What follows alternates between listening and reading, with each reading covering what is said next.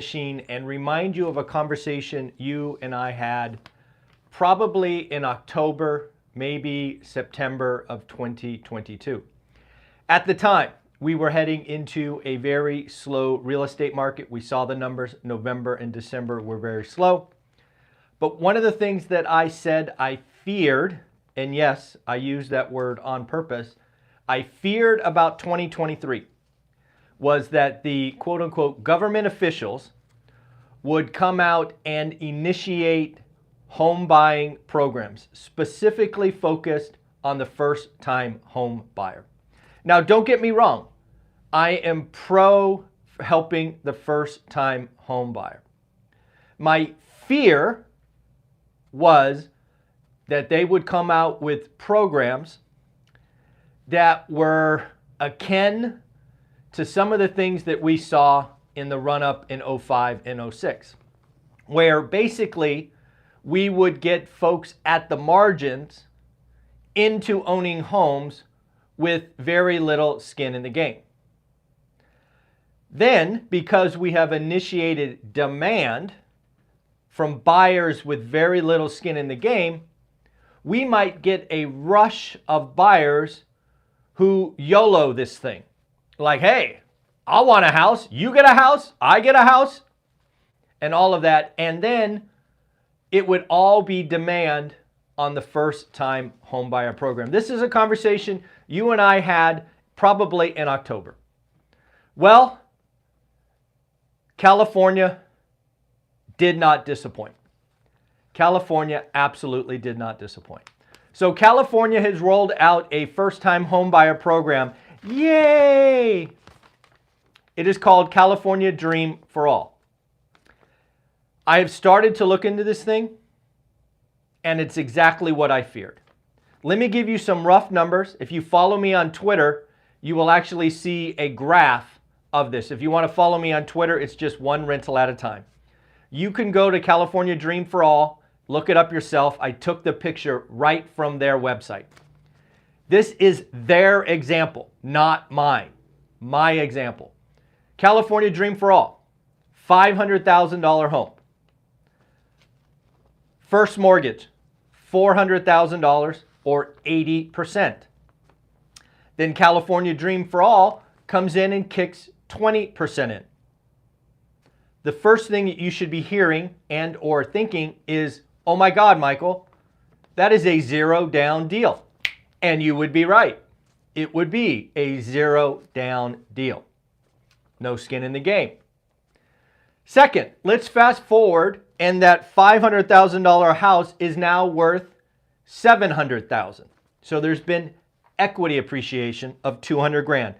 We're going to remove interest pay down and all of that stuff because I just want to keep the number simple. What will happen in this example when that $700K is sold, the $100K that California Dream for All kicked in, right? The second mortgage, that would be paid back, right? That makes sense. California Dream for All would then get 20% of the upside, which in this case is $200,000. So California Dream for All not only would get their $100,000, but California Dream for All would get $40,000 or 20% of equity appreciation. But what about the homeowner who put nothing down? They get 80% of the equity. They get $160,000. Again, keeping it simple, no real estate commissions, title, interest, any of that. So I ask you, seriously, I ask you this question. If you are a California resident, you qualify by whatever their metrics are, why the hell wouldn't you go into this program immediately? I think you have to take 2 classes and be at some income level. Why wouldn't you go do this immediately and just roll the dice? Hey, it came up, 7. I win. I am hoping there's more checks and balances in the program. Maybe the criteria is so tight that only a few people will use this. But if California Dream for All takes off, all California has done is exactly what I feared in October. They have increased demand by a lot on the scarcest resource, first-time home buyer or affordable homes. What have you heard me talking about the last couple of months? First-time home buyer hot, luxury cold. What do? What do these genius in California government do? They create more demand where there is no supply. So now if I remind you of what we talked about in October, I said I expect this to come. I then said, here is the playbook. I'm going to go back to my very first book, One Rental at a Time, and I'm going to repeat what I did last time. If this thing takes off, I'm going to let the appreciation run rampant in entry-level homes to some point that I deem risky. I will then sell in 1031 all of those into apartment buildings. Why? Because apartment buildings, if you've been following me on this channel, are going to have a lot of pain in the next 12 to 18 to 24 months. I can't believe we are repeating, or at least seemingly repeating, some of the mistakes, and then again, I get to run the same playbook. It is kind of amazing. Folks, if you have found other information about California Home Dream that would calm me down, maybe show me some checks and balances, go ahead and feel free to leave some comments below. I would like to feel better, but right now, I'm afraid. And let's not get it twisted. California is the first. They will not be the last.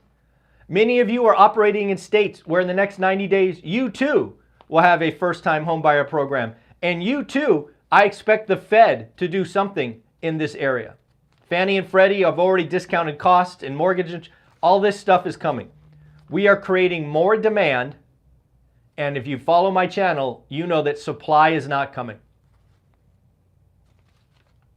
I don't know what to do. I'm just going to repeat what I did last time. If you want to run up the price, so be it. Do me a favor. If you don't know my story, pull up Zillow, go to 1818 Norris, Norris Drive, 93703. Go to that on Zillow. What you will see if you look at the history is I bought it for 107. I then sold it for 267, something like that. I want you to note how long that took. I don't even think it was 3 years. That property then goes all the way to 300, so I sold a little bit early. And then it crashed, and it crashed hard to 75 grand. This is the potential setup that California Dream for All. Again, if you have data that would make me feel better, please send it over. I would like to see the guardrails. I am pretty scary, and if you want to see the graph, follow me on Twitter, One Rental at a Time. Next, let's talk about Logan from Housing Wire. Folks, if you are not following Logan on Twitter, you are just flat out missing it. Logan on Housing Wire puts out a lot of great stuff. Every week on Sunday, he does a summary. Let me just give you a summary of last week, according to Logan and Housing Wire. Rates fell to 6.38, and on this channel, we had many people, even investors, get rates in the 5s. The lowest I saw was 5.75. Folks, what did we talk about? 6% interest? When it goes sub 6, demand. When it goes sub 6, no supply. Wild. Active inventory for the week fell 1,109. Where's all the inventory? It's the spring selling season. Not coming. Not coming. Purchase applications up 3 weeks in a row. To give you a sample of just how bad new listings were, follow the numbers here. And again, follow Logan, Housing Wire on Twitter. Tell him you came from One Rental at a Time. That would be great. Here we go. In 2021, there were 60,000. I'm rounding to the nearest thousand. 60,000 new listings, 2021. 2022, there were 62.5 new listings. And 2023, drum roll please, 50,000.8. Man, when you're right, you're right. So again, the spring selling season is going to be a dud. Luxury is stacking up.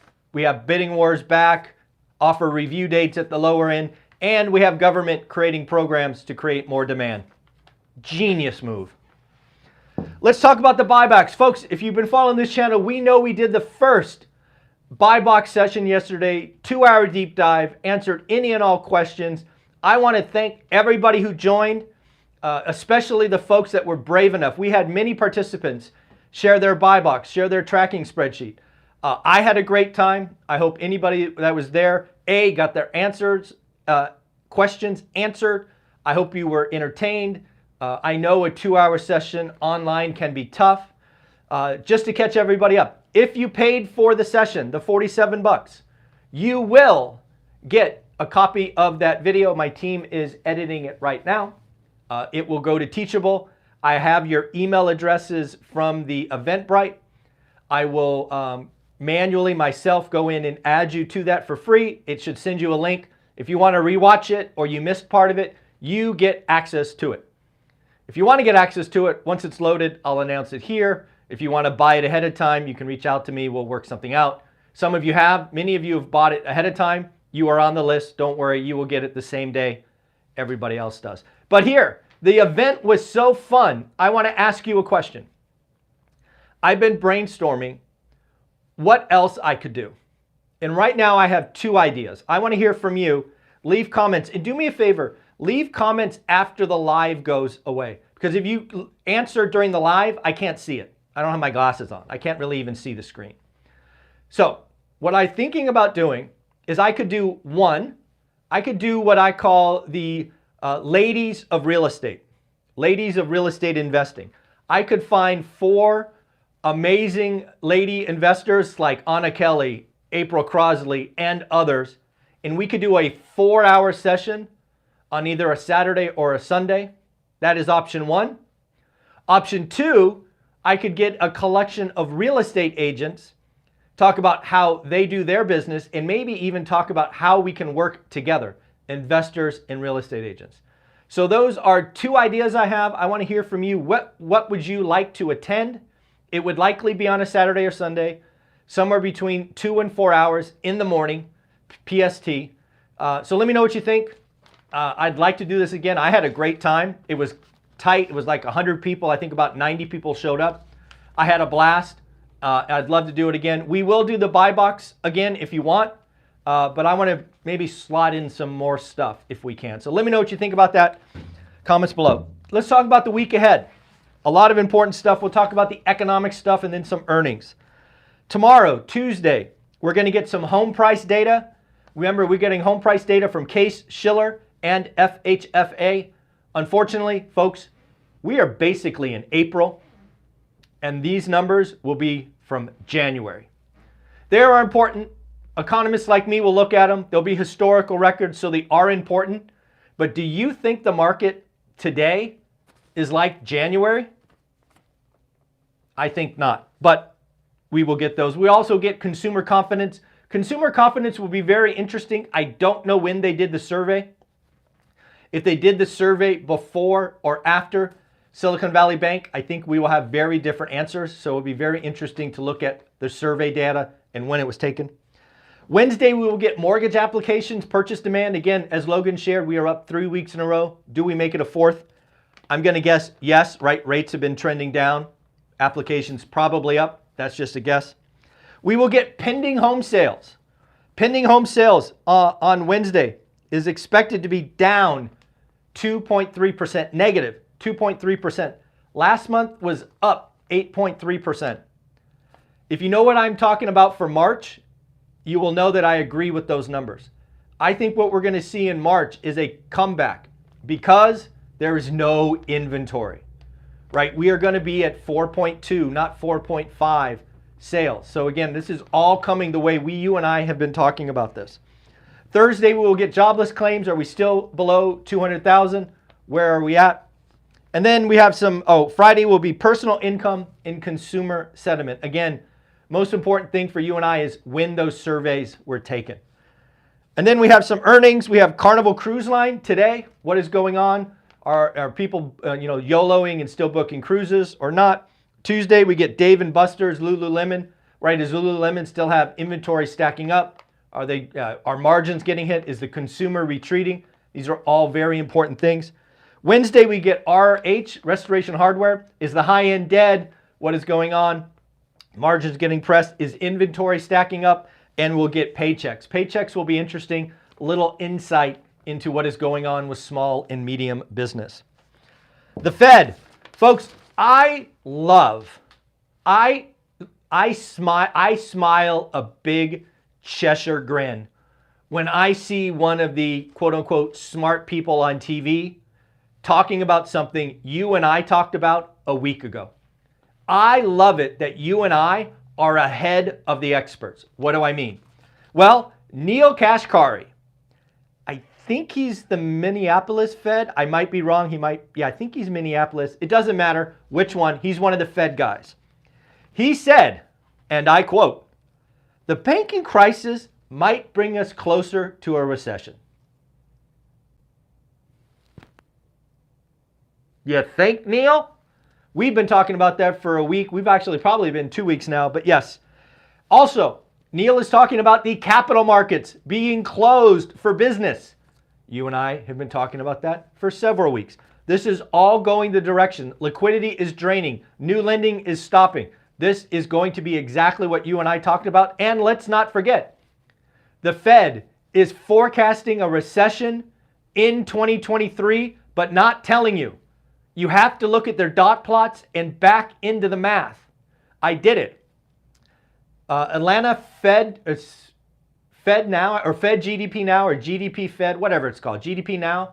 Atlanta Fed puts out a daily updated tracker of GDP. Estimated GDP for Q1 now is 3.2%-ish. In the dot plots, you can see the forecasted growth for 2023 is under 1%. I ask you to simply understand. Hey Sarah, how are you? What do you got? Oh, wow, changed your life. Sarah, thank you so much. I appreciate you. That's a very nice gesture. Very nice super chat. I appreciate you. Thank you very much. So again, what is happening? We are going to go into a recession. You can't have 3.2% growth in Q1 and get a year sub 1% without Q2, Q3, and Q4 being negative. That is just how math works. Neil, you're late, buddy. The One Rental at a Time crew, we were ahead of the game once again. Another thing, folks, do me a favor, follow me on Twitter. Again, if you didn't hear it over the weekend, not everybody tunes in for the daily financial news over the weekend. I announced a random act of kindness. So one of the things I do on Twitter is I follow this account that makes me laugh. She's basically a waitress at a Texas restaurant. She gives color and interaction with her, I guess, patrons. And let's just say, y'all are pretty funny. The things that you do in restaurants are comical. Lots of the times, she is actually unfortunately left making up for a bill that was short or somebody that ran out or whatever. I've seen this happen many times and I felt bad. So what I did is I sent her some money and I said, I want you to do random acts of kindness. I want you to walk up to somebody that you think deserves it and pay their bill. So if you follow me on Twitter, you will see pictures of people that you and I, the One Rental at a Time family, we paid their bill. This is something I'm going to look forward to continuing. I think random act of kindness, making people smile, is amazing. Follow me on Twitter, One Rental at a Time. Like, subscribe. We need more acts of kindness. There is too much fear, too much crap, too much hate going on. Let's celebrate doing the work, making moves, protecting our own, but also smiling in act of kindness. Okay? All right, so again, let me know. Do you want to do a Saturday or Sunday sessions? The ladies of real estate investors, folks like Anna in April, these amazing investors. I can get 3, 4, maybe 5. We could do a real estate agent day, talking about either working as an agent, working with agents, what agents should do. There are lots of things I could do with this One Rental at a Time crew, my millionaire experts. In fact, leave another below. Tell me what you want. It'll be on the weekends. It will be probably maybe led by me or led by others. But what great ideas would be a great session? I want to hear from you. Folks, have an amazing day. Take care of yourself. Smile. Follow me on Twitter if you want to feel some good news. Bye-bye.